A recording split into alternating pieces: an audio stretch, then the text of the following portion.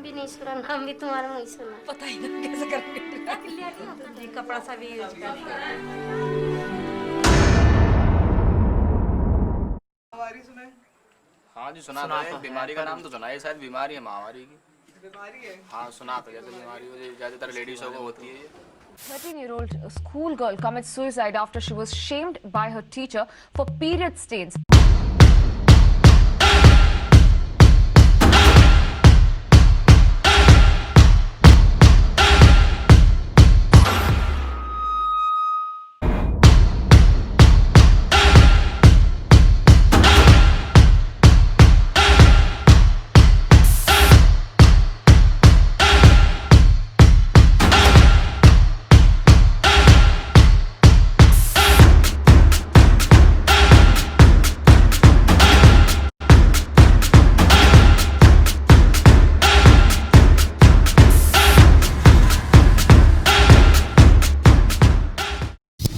Wait a second. Why do we care about this?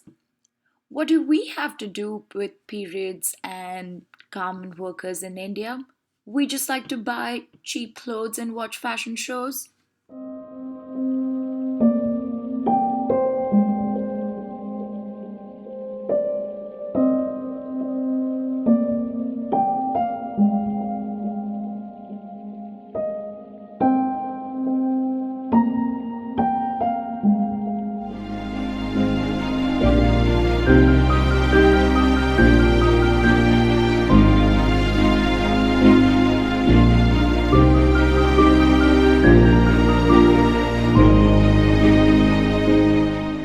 One of the first ways to deal with menstrual blood was cloth bandages.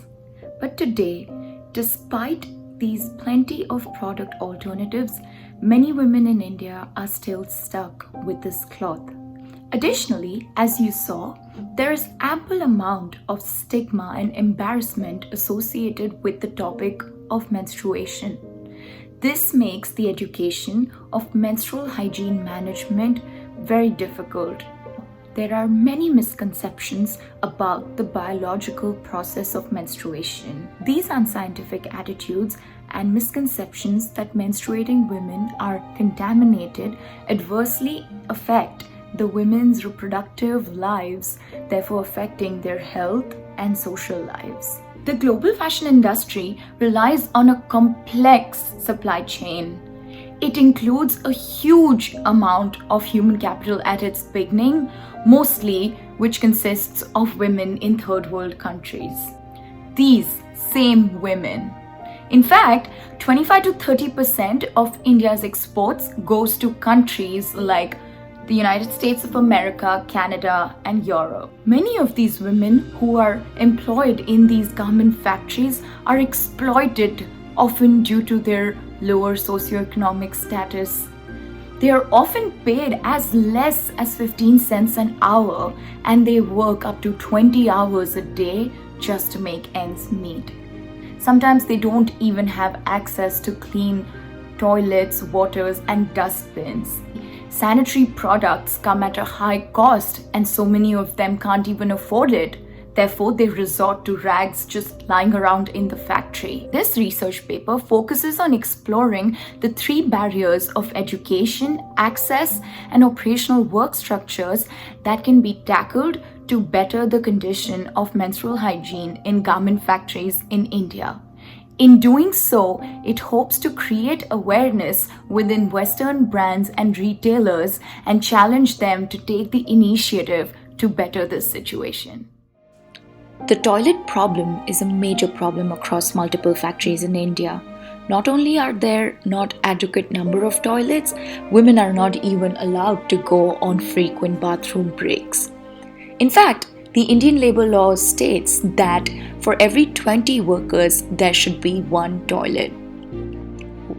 A factory that was surveyed in Mumbai has just 2 bathrooms that are shared by 90 garment workers and 30 other staff members. These toilets often do not have running water or clean dustbins, and sometimes the line is so long that they can't access it. It's really sad actually that despite the long hours that we put in our industry, people, they don't take it as a thing, ki, okay, she must be having cramps. She must be in pain.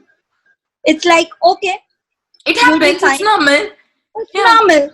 It's considered so. Like, it's not given the kind of weight it should be given because it actually pains. You actually feel like you're draining. You can't work.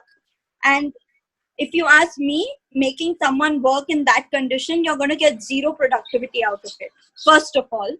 A survey was conducted in factories across different owners, garment workers, and unit heads. When asked if cramps are bothersome only if one pays attention to them, or that sanitation is a perk for the workers, they said yes. They also said that men have a real advantage in not having the menstrual interruption every month. You must be knowing brands like American Eagles, Walmart, Jesse Penney, at Yeah. what price they buy stuff. So I Yeah. don't think so. To match that price, everybody can afford all the perks to the workers, right? So let's take a look at why women workers' health empowerment is really useful as a business strategy. Number one, it can lead to reduced costs. Periods are something that occur every month and cause women great distress. This often results in low productivity and also absenteeism. If proper menstrual hygiene facilities are provided at the workplace, it will lead to lower turnover rates and better productivity. Secondly, it can offer a competitive advantage to the business as there would be a trust building between the employees and the employers and would therefore decrease the turnover rate. It is also obviously good for brand PR and it allows the brand to build a human connection to its customers, which is very, very important in 2020.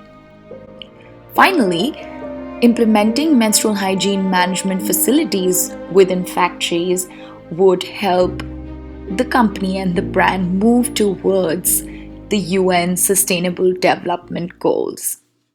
We are Fashionable Flow and we are all in this together.